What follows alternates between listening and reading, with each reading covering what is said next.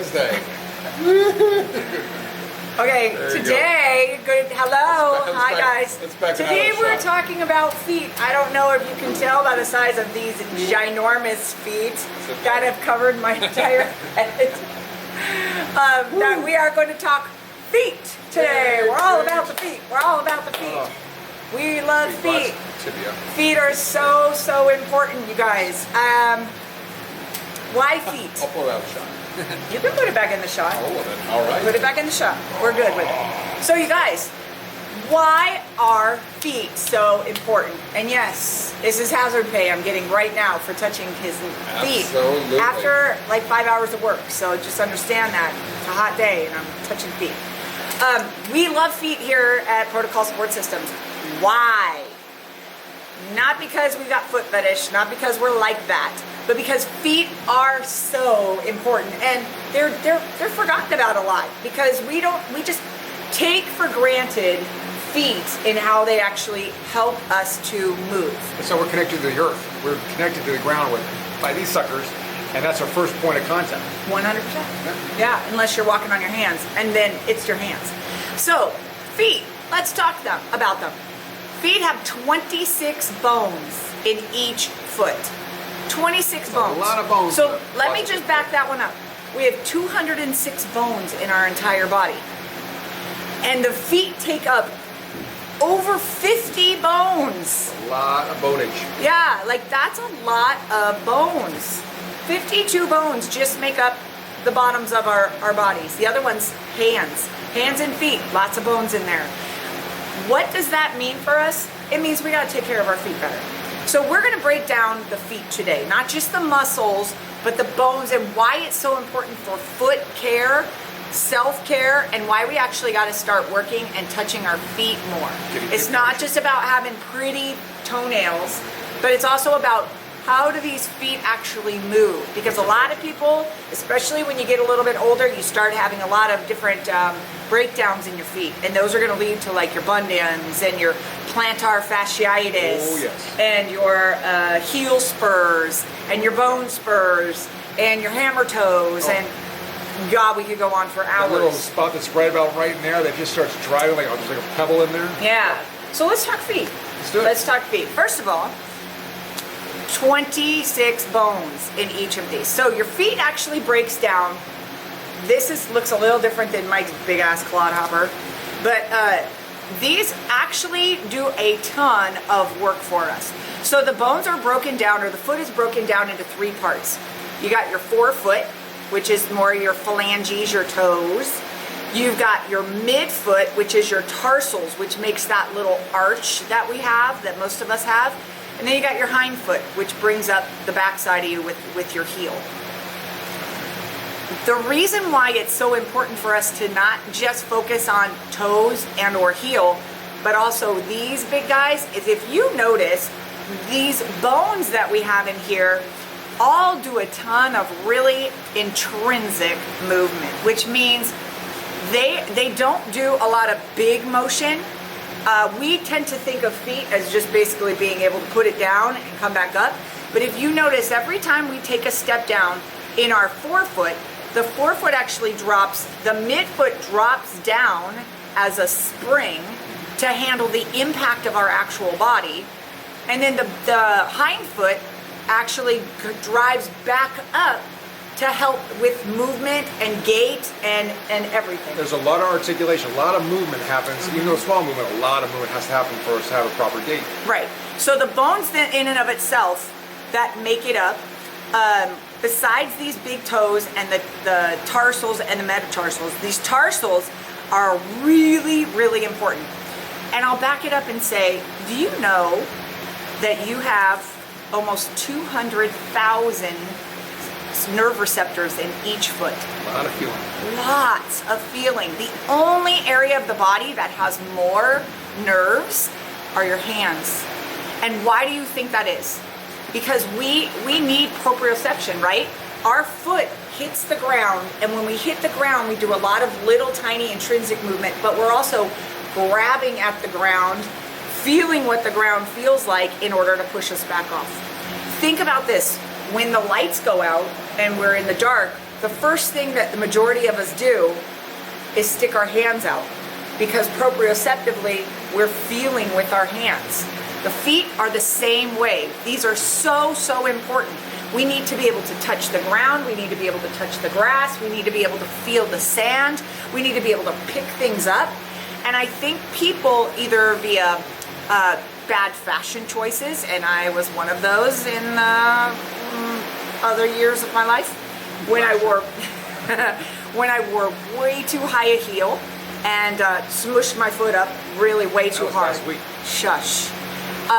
Or they don't actually put their bare feet on the ground.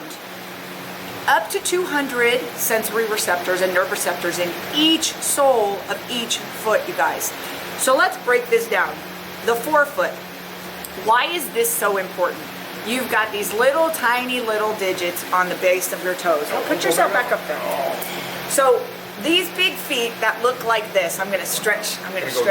Be okay? I'm going to stretch Mike. So where you see the ball of the foot, he's totally ticklish, so I'm going to do this for a second. Watch him. You got these big toes.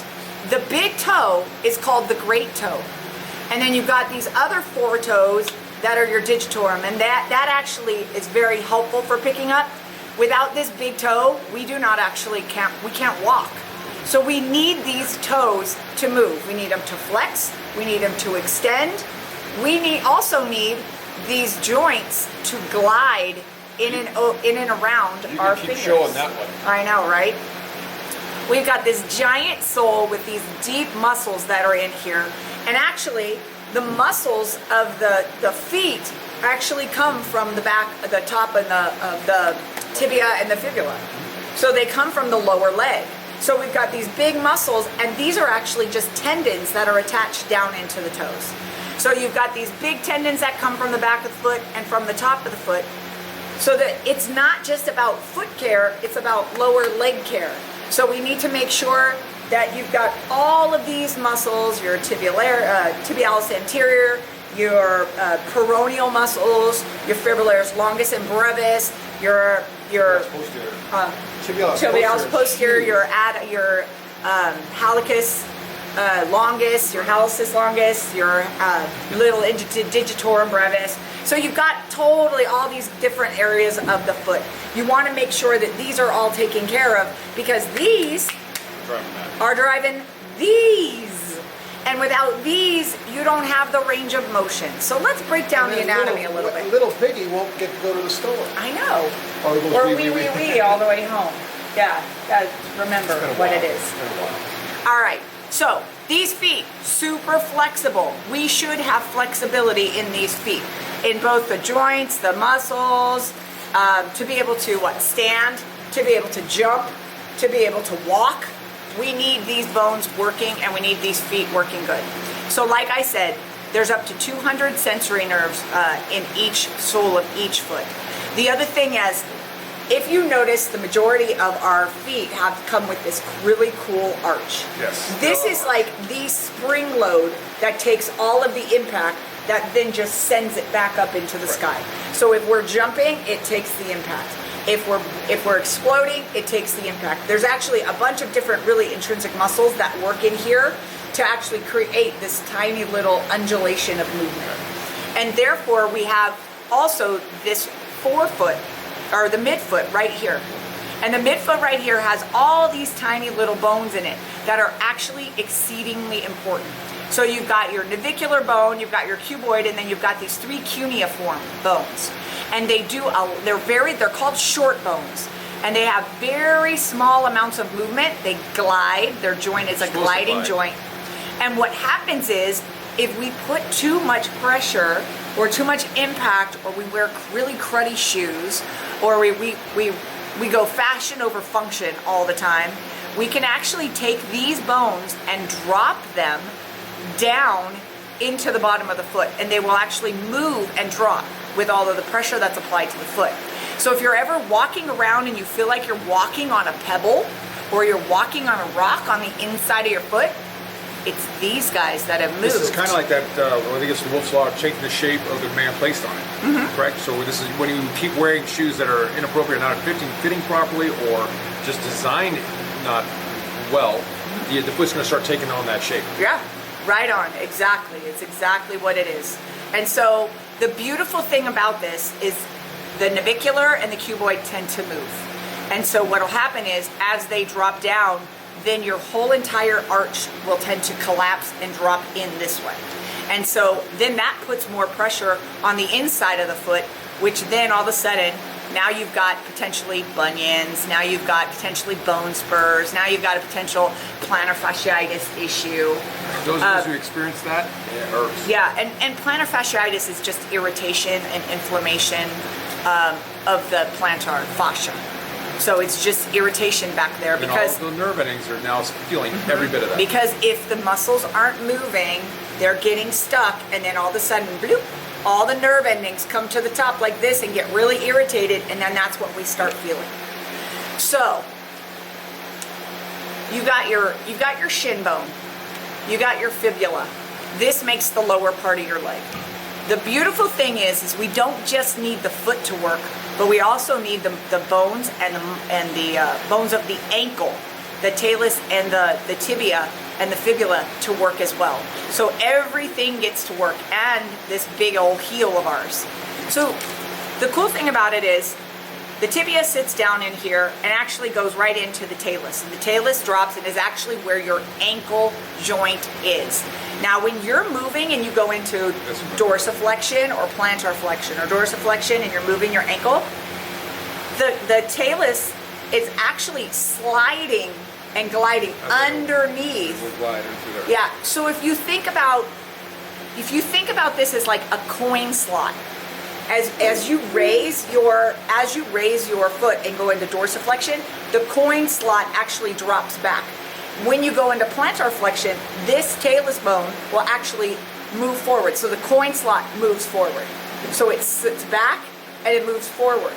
So if you are not standing correctly, if you are not moving correctly, or if you've had a sprained ankle, a broken ankle, you've torn your calf, you have some kind of an injury, and now all of a sudden you've got secondary guarding and you're walking like Frankenstein on one foot where you're just flat, you're creating an immobility and a joint fixation right into there.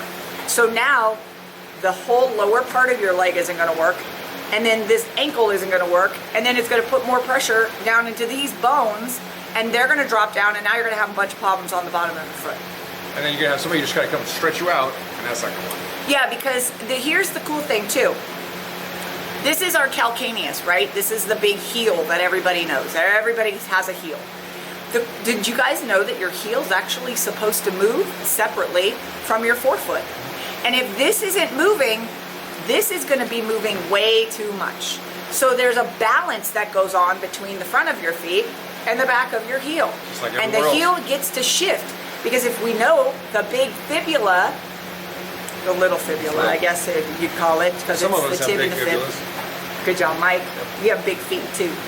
And so this fibula is actually the side of our ankle bone. That becomes the outside part of our ankle bone. So if you see this, let me see if you can see it. If you can see the outside of the fibula, it actually creates the lateral malleolus. And so if the ankle isn't working, this bone, which actually moves up and down like this as we move, stops moving. And then, boop, now you got a knee issue. Feet, who knew? They're so important. And it could just show up as knee pain, but it's coming from that immobility down. So here's the other thing too. Your feet should be able to abduct. They should be able to move apart from one another, abduct and adduct. They should be able to extend and flex.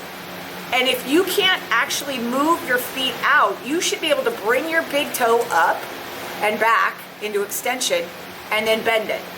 Just like you're doing with your big finger. And if you can't move your big toe, you are not going to be able to walk properly, because without the big toe, we don't walk properly, like I said. And so what that does then is it puts way more pressure on all of these bones in here to do the work. Now remember, bones don't move themselves, right? So we've got muscles, again, like I said, that sit all the way up here and come from here. Their tendon actually drops down, attaches underneath the foot, is in our peroneal muscles, and they'll attach here, and then the other one will attach here, and they're actually helping to evert the foot. We have muscles that are attaching way back here, the plantaris and the tibialis posterior, and the gastroc and the soleus, and actually helping to plantar flex the foot or the ankle. And then you've got the muscles in the front that are helping to dorsiflex the ankle. And so if we don't have the movement in these tendons and in this leg, because we're not working it well enough, we're not going to have the muscles in the foot actually being able to do anything. Absolutely. And then if you've ever tried to walk with a flat foot, you know that it's virtually impossible. Just like slapping the ground. Right. So one of the reasons why I really like working the foot so much is because I also know that these tiny little movements in here will make gigantic changes Amplifies all the way up. all the way up your kinetic chain. So let's talk about a couple of foot conditions. Oh, wow. Let's talk about the plantar fasciitis, which everybody seems Everybody to have. seems to have that. So Ouchie let's say foot. you're, Ouchie foot it pain. is ouchie foot. What it is it's inflammation of the plantar fascia, the ligament. And so as the plantar fascia, stick your foot up there. So when you're walking around and you've either got really ill-fitting shoes, you walk too much, you stand too much, your shoes aren't comforted, or you don't have a good enough arch support, what'll happen is you'll put pressure into the foot and then you'll have irritation through here, and it goes right into that ligament, which is right about there, and it'll feel like you're stepping on a rock. This can create severe pain and swelling. Very bad. Severe pain and swelling. And it can translate all the way past your heel, all the way up into your calf. Yeah. And what will happen is if you don't take care of this, it can cause the cartilage around the heel to like wear and tear, and actually like You get bone spurs, you get all kinds of stuff. And so because it's pulling on it because of all of the inflammation, it'll start to create a lot of problems in the heel back here. Like that? Yeah, good. Yeah, I know you did. So you've got bone spurs all around the heel, and now you can't put that foot on or your shoe on, and now you still have pain in the back of that foot. Bunions are another one that I'd really like to talk about. Bunions are that big bony prominence that sit on the outside of your big toe. And what actually happens is it's either passed down hereditarily, or it's from wearing shoes that are squishing you like this, or squishing like this, or just not fitting well. And what will happen is it'll put so much pressure into the toe box, which is the front of your toes. Now remember, you need these guys to move back and forth, out and in, up and down. You need these guys to glide in order to have proper gait and actually good movement. So now you've got a shoe that's either too high-heeled, ladies, or some gentlemen, and it's putting way too much pressure into the ball of the foot, or you have way too much pressure going onto the inside right here where it's too narrow. That arch just drop. And then you'll drop your arch, and then what you're doing is you're also putting a lot of pressure right into the joint of the big toe. And what will happen is the big toe will start to move over, and if, like we said, the piezoelectric effect, the Wolff's Law, when you're doing a lot of push and pull and stress into the area, what it's going to do is it's going to start to actually build more bone in this area. And so what you're getting is a buildup of new, like remodeled bone, so to speak, in layman's terms. And then that gets really irritated, and then you don't have any way to really support this big joint. So it's a good way for us to, by moving the feet around and taking care of our feet, we're actually taking care of the fact that we could be putting off potential bunions. Because bunions, most of the time, and I don't speak for everyone, but a lot of times when people have bunion surgery, it doesn't actually do the job because they haven't fixed the outstanding problem, which is up the kinetic chain, because they're fixing the boo-boo, right? You got to go after the bug, not the bug that bit you, not scratch the itch. So we have that. From the dropped arch, we have a potential for having Achilles tendon injury as well. So you drop your arch, the Achilles, I'm not going to do that to you, but keep your foot there. Your Achilles is where your gastroc and your soleus, your calf muscles, come down, and they create that long backside of your heel, right? And it comes underneath and it attaches down into the bottom of your heel. And the Achilles tendon is the tendon that allows you to actually go into plantar flexion, to go up on your toes. Basketball players jump all the time. You'll see with these high calves, runners, cyclists, they have these giant calves and they have this tight Achilles tendon. Achilles tendon, if you remember in Greek mythology, his mom wanted to make him Mortal. he wanted to make him immortal, but he wanted to make him impervious to dying. Right. And so he dipped him into the river Styx, which made him not vulnerable to anything, all the way down except for his Achilles heel. And so then when he was fighting, someone shot him into the Achilles, and there he goes. And so Achilles, poor guy, but he gave us a cool name. So the Achilles heel, what will happen is the arch will drop because we're not taking care of our feet. We're not using the muscle structure in order to create the arch. The arch drops, and then we get this Achilles tendonitis from here because we cannot support our own weight into the ankle joint as it is, and into the bones of the foot and the forefoot and the midfoot, right? And so now you've got all this irritation that's going on back here, and people think it's just coming from the calf, but they're not dealing with the foot. What the Beige problem? We find that most people are having any kind of hip, even neck problems. You go down to their foot is a major culprit or contributing factor to the problem. It's so true. Yes, you do need this today, John Sims. Every day you need this, or at least every Wednesday at 12:30. So listen, how can we fix it? What if we don't have an arch? Can we make an arch? We can actually tend to start to build an arch back. Yeah. Do we just need orthotics every single time to get an arch? It can help. It can help immediately get you out of some of the pain you're in. Right. But it's just a crutch, or it's a temporary. Right. And what happens if these bones now drop down, and you start to drop into that big toe or drop into the foot? Can these get moved back? Absolutely. So a lot of times, you guys, what will happen is after you're doing this and you're not paying attention to your feet, and you're not paying attention to your feet, and you're sure as heck not paying attention to your shoes. And don't get me started on a shoe conversation, because I will tell you, if you really want to hear about it, I'll tell you in an off time, but I'm not going to tell you on Tissue Talk, but I have a lot of opinions on shoes. So you don't have a good arch support, you don't have something that's giving you stability in the inside of your foot, keeping you stable, where you're not too pronated, you're not too supinated and everted and inverted. Keep showing that one. And so, I know, right? And so what's happening is the arch starts to drop, the bones then follow the muscle structure, because the muscle structure isn't strong enough to keep it up, and or the bones drop and then the muscle structure can't keep it up. It's a chicken egg. But what will happen is then you'll get what's called a flat foot. Some people are born with a flat foot. The majority of us make it happen during our life. Wanted to go there. Right. And so what will happen is, if we keep this flat, this has no spring load anymore. And so then this will go right up into the ankle, right up into the knee, right up into the back, up to the hip, and pretty soon it'll be right there. I mean, I tell you, it's true. Flat brain. Flat head. That's where that term came from. So, how do we create an arch? So if you guys have your foot, you can do this at home. What you're going to do is, an arch is not created by flexing the toes. That actually pulls everything down. That's not what we want to do. The arch is actually from the ball of your foot.